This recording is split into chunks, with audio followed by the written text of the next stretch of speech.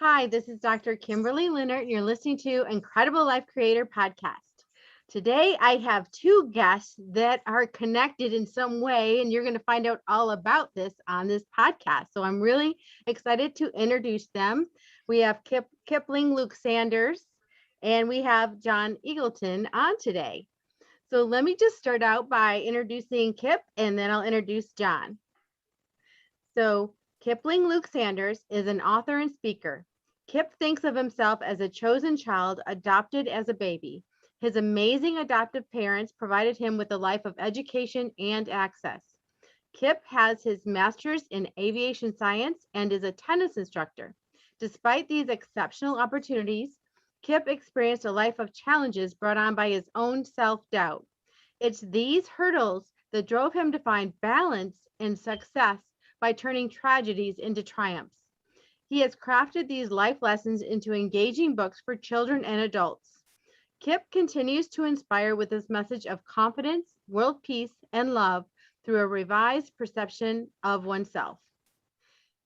And now John Eagleton is a co-founder and executive director for tennis at Sports Ed TV. John has devoted his life to tennis, both as a player and coach. Growing up in South Africa, he identified tennis early on as an avenue to use his athletic talents to see the world and broaden his horizons. After achieving the number 3 world junior ranking, John headed to the University of Miami and became one of the school's best players ever. John beat 7 NCAA champions and competed on the ATP Tour, achieving top 250 rankings in both singles and doubles. Sidelined by injury, he refocused his tennis efforts on coaching. He ran 2 tennis academies. He coached Grand Slam winner and fellow South African Ellis Ferreira, who reached a career high number 2 ranking in doubles and a number 212 singles ranking. Now John spends his time with the talented Sports Ed TV coaches and contributors, bringing leading tennis instruction ideas and content to people across the globe. Welcome to the podcast, gentlemen. Thank you. Yeah. Thanks for having us. Great to be here. Thanks. So excited to get into this. So we already know you're both connected by tennis, but there might be other connections. So let's just find out. So I'd like to start out by just giving you each of you a chance to kind of tell me your story, like, you know, who you are, where you started out. I did do your bio, but just kind of in your own words. So Kip, why don't we start with you? Tell us about you, where you grew up, and how you got into doing what you're doing now. Okay.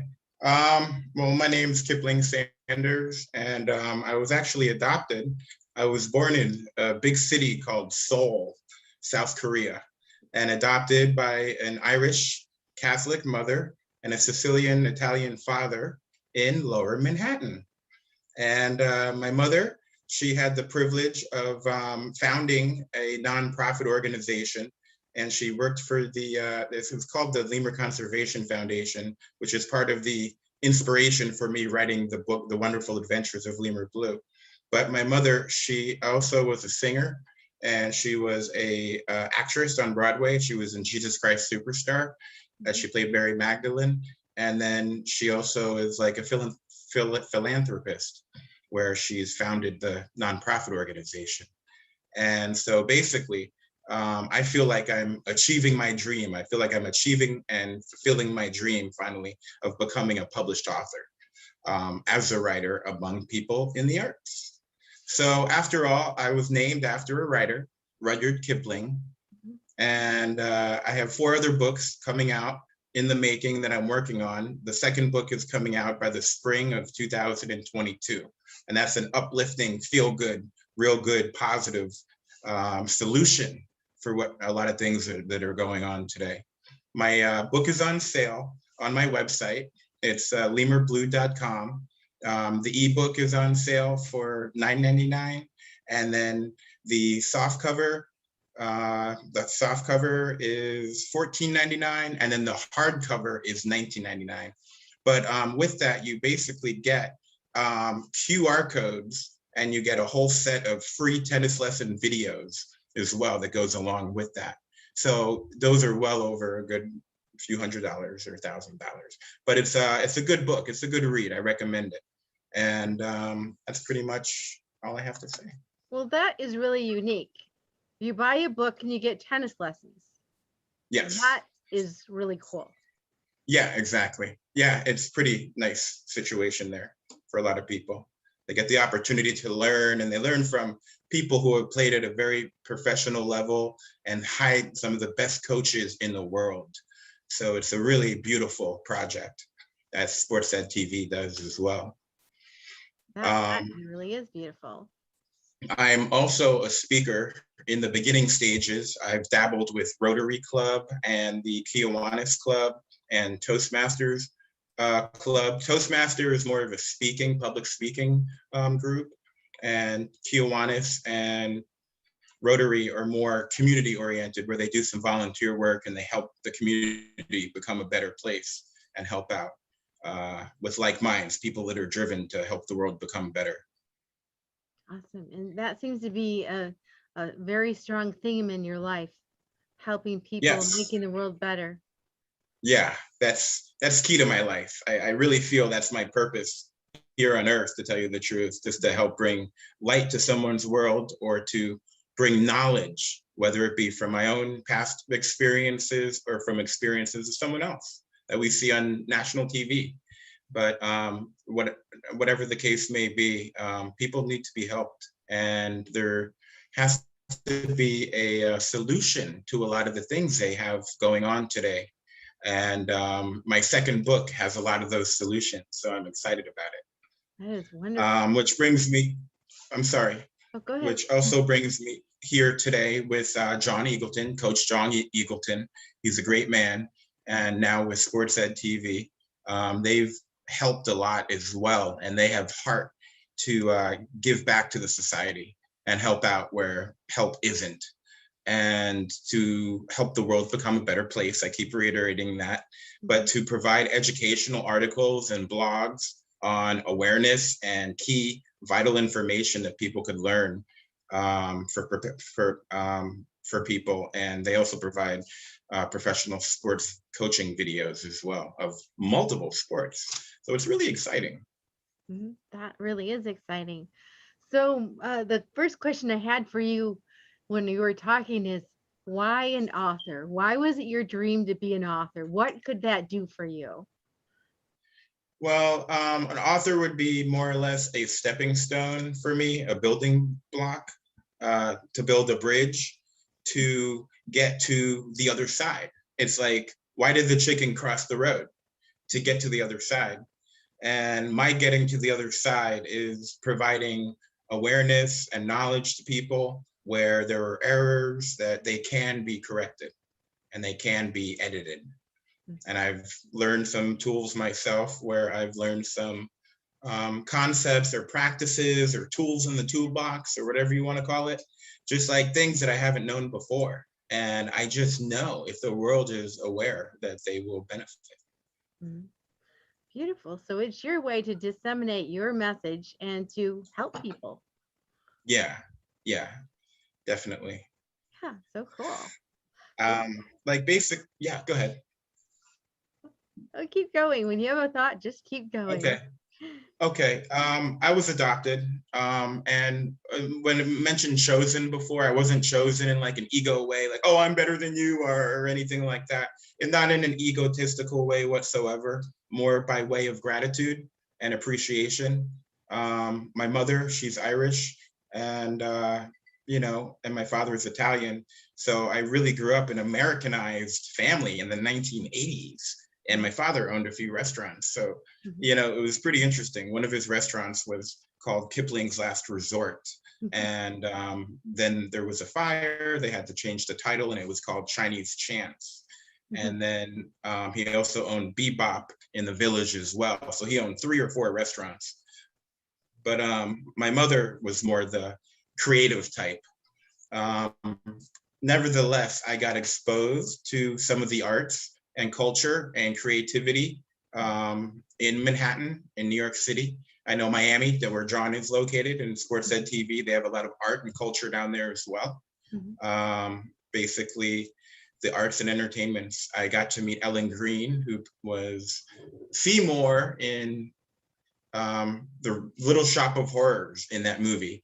And then her boyfriend actually played the man-eating plant that was in that movie, who also played Snuffleupagus in Sesame Street. Wow. So it was cool. I got to learn some, get to meet behind the scenes stuff in New York, and a few other people too.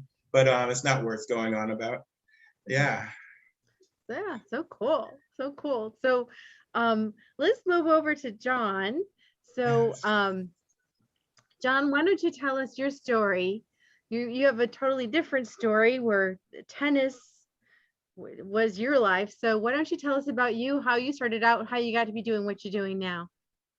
Well, yeah, as a kid, I was really a multi-sport sort of athlete in the sense that we play a few different sports there. I was the captain of my rugby team. I was the captain of my cricket team. I was the state champion in tennis.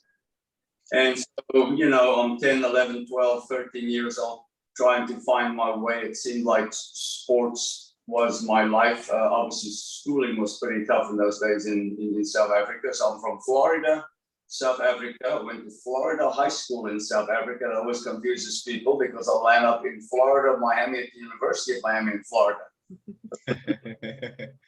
Africa, which is known for its beautiful hills and gardens. But so then I was on the state cricket team and I was selected, and they picked 12 people, and I got there first because it was important to get there first. And that day, my life got changed. I'm in cricket where they only play 11 people, and as I arrived at this big stadium, they said, well, somebody's got to sit out, and a guy pointed at me, and somebody said, well, he was first year, and he's pretty good, he shouldn't sit out. They said, well, somebody has to sit out.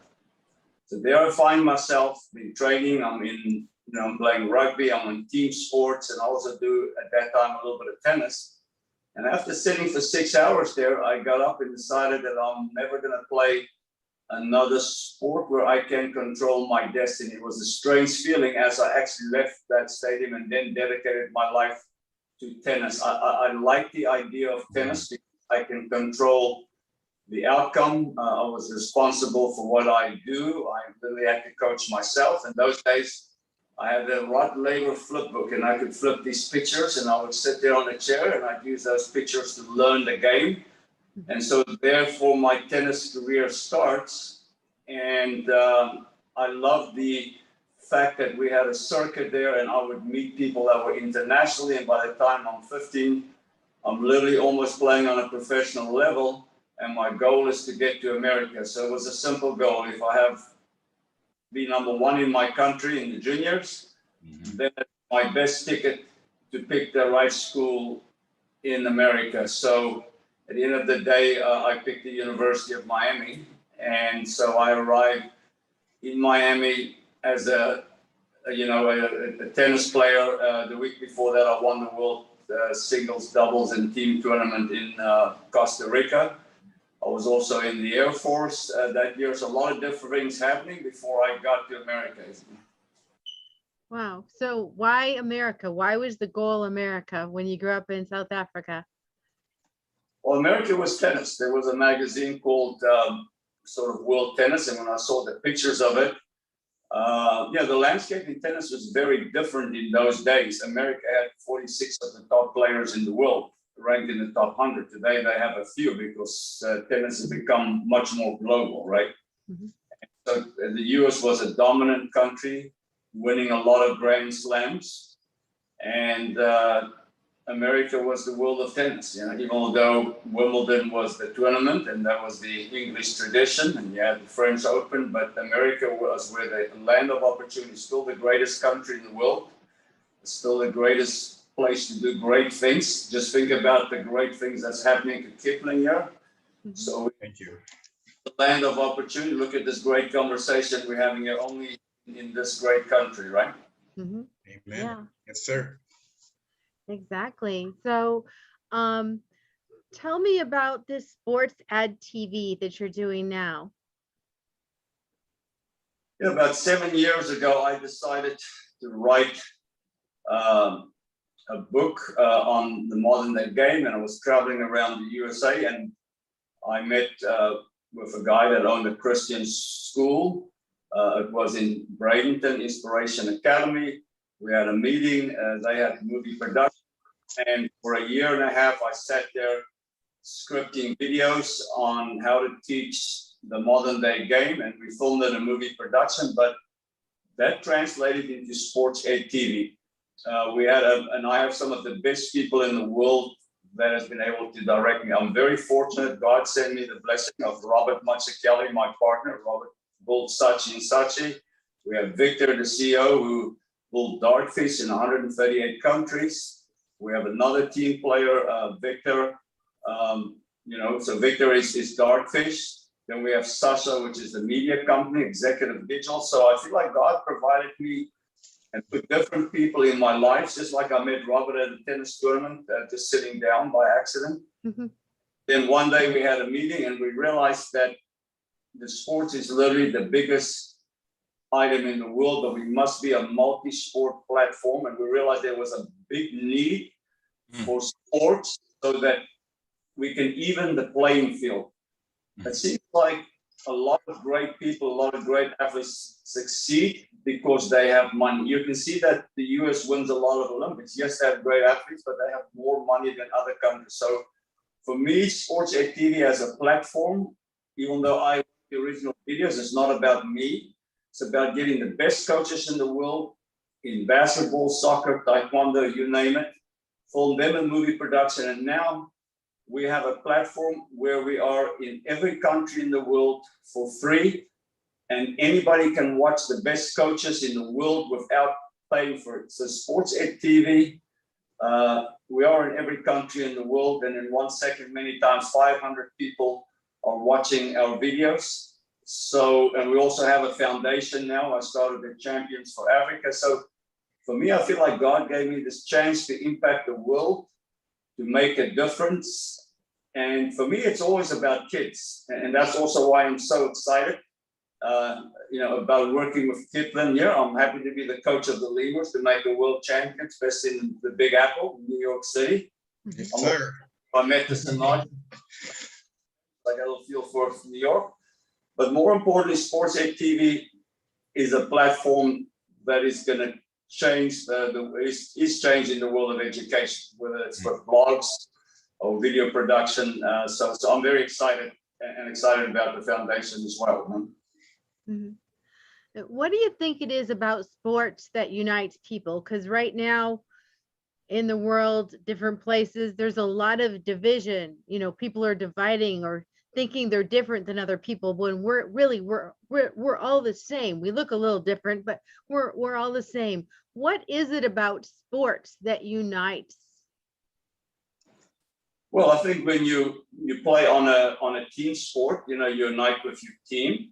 But you can see when you look at the Olympics and they're playing in the volleyball, as serious as the competition is, in the end, everybody stop and they shake hands, because you create not only the competition, you create winning and losing, but also you create relationships and you create respect.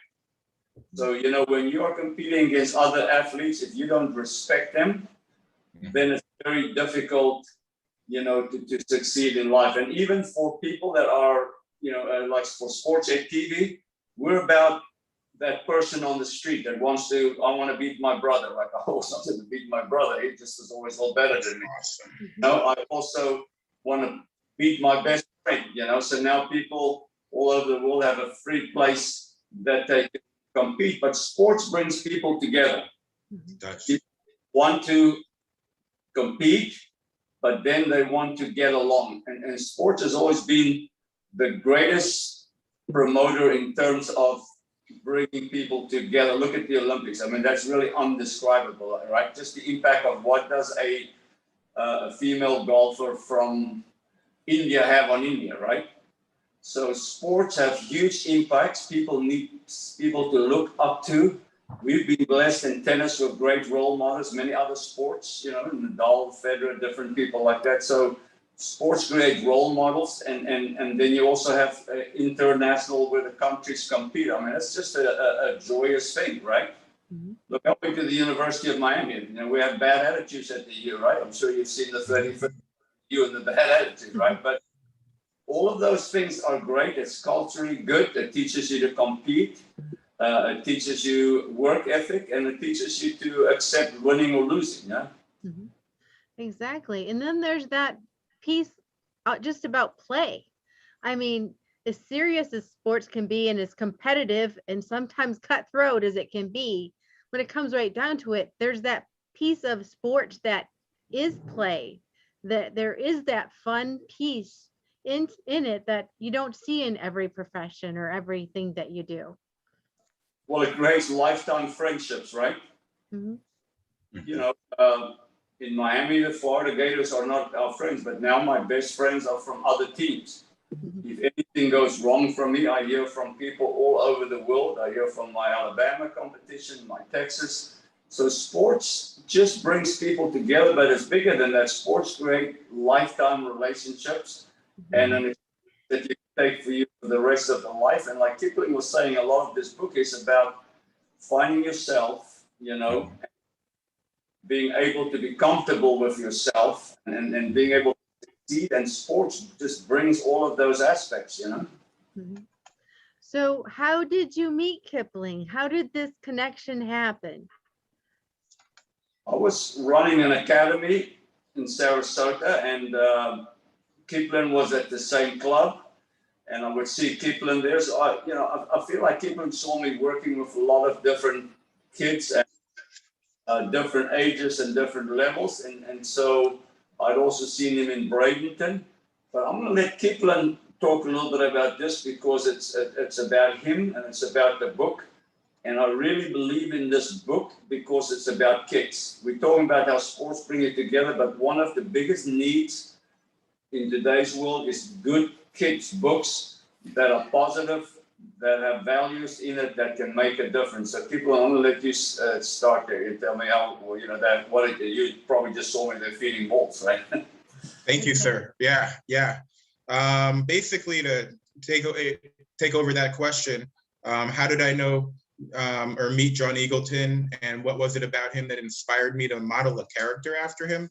Oh, that's the connection. You didn't say that earlier. So you modeled a character after him. Yeah, yeah. Oh. Because I basically am a creative guy, and I wanted to come up with an animal character. And Eagleton is just right on the script. You couldn't pluck a better feather. So it's just prototype in an all-American bald eagle representing a coach for a book out of what's supposed to be representing a city of Manhattan. Mhm. Kind of like Batman has Gotham. Mhm. But basically, I really liked his style of coaching. And then I liked his toughness and I liked his kindness all at the same time. At that point, I realized that because of that, the character coach Eagleton could be created.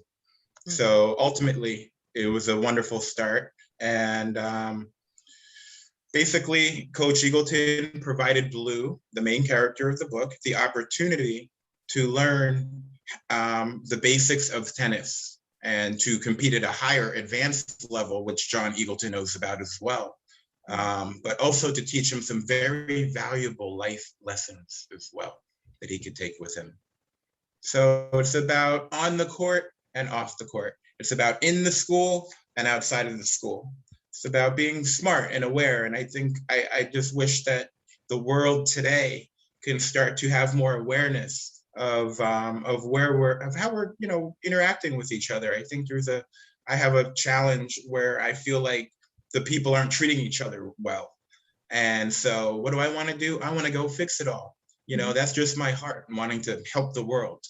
But nevertheless, back to John, a tennis player has to learn discipline. They have to learn responsibility.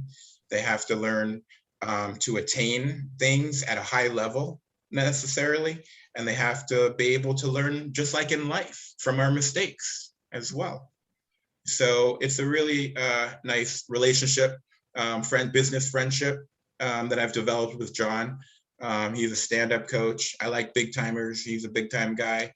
And I couldn't be more proud or more happy to have chosen John to be the coach of this book. And I hope that it helps take him places as well, where he can inspire other people in positive ways throughout the course of his lifetime as well. For that too, I also want to tell Dr. Kimberley about our first meeting. I mean, it seems like it was 7 or 8 years ago. Kipling walks in there very quietly, asked me if he could speak to me. And we said, just talk to me about lemurs. And I'm from South Africa, and I do understand that lemurs mostly live in Madagascar. And he says, I want to write a kid's book, and I want you to star in the kid's book. And we had a few pictures and graphics. But I've also got to congratulate him on his determination.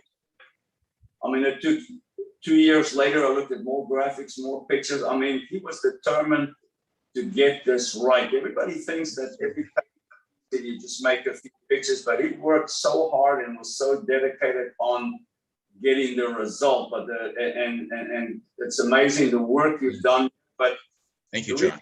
Result is because the culture behind the whole thing is about promoting, and it turns out that I don't think you could have released this book at a better time, Kipling, and I'm gonna raise my hands up here and say, because the world really needs this book, and kids need something, and they need more books. So I hope you do another 20 books. But yeah, it started out with an idea, and I kept in my head, and I'm watching Kipling, and at the end of the day, we're all different, and Kipling is Kipling, right? Individual, a rare individual. All individuals, right? And I have a feeling that Dr. Kimberley is also, you got her mindset from looks like all the great stuff she's doing to make a difference. Well, Yes. Thank you. So now, John, you have a copy of the book there. Why don't you, on the podcast, people won't be able to see it, but on YouTube they will. So why don't you hold that book up and and just tell us about it. So maybe open the pictures and show us, where are you in the book? We want to see it. It starts out where, also they introduce Kipling, and this is a QR code. Barcode to get to a video, right? Okay. Yeah. That's for the tennis videos. Okay. Starts out in New York,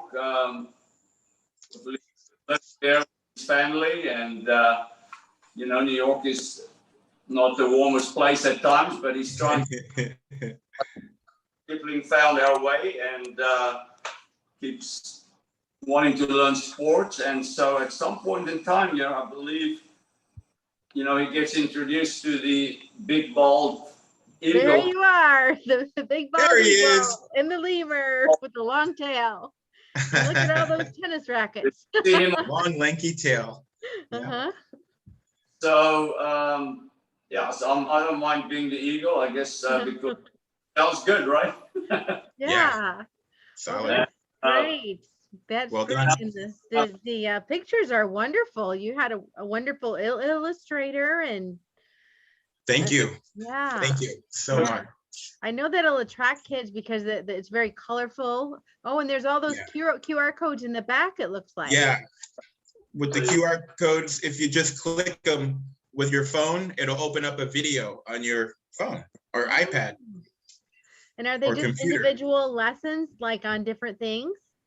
Yes. Yeah. It talks about basically forehand, backhand, slice shot. I'm not sure if it has slices in there, but serving, warm up. Has John put warm up in there as well, just to get kids knowing how to practice in the beginning, because not a lot of people know that you start halfway up from the net, from the baseline, actually, to warm up. It's called mini tennis.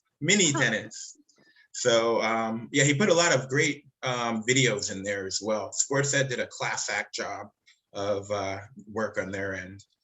And John's got some pictures in there. But Kipling, one of my favorite things is that he starts playing, but like when you start any sports, he's losing. But some of the people that he's losing to, I find fascinating, because he loses to an octopus who seems to have a lot of rackets. Tell us about you at first in the book, yeah? Okay. Yeah, there was a lot of interesting creative characters that I created in this book.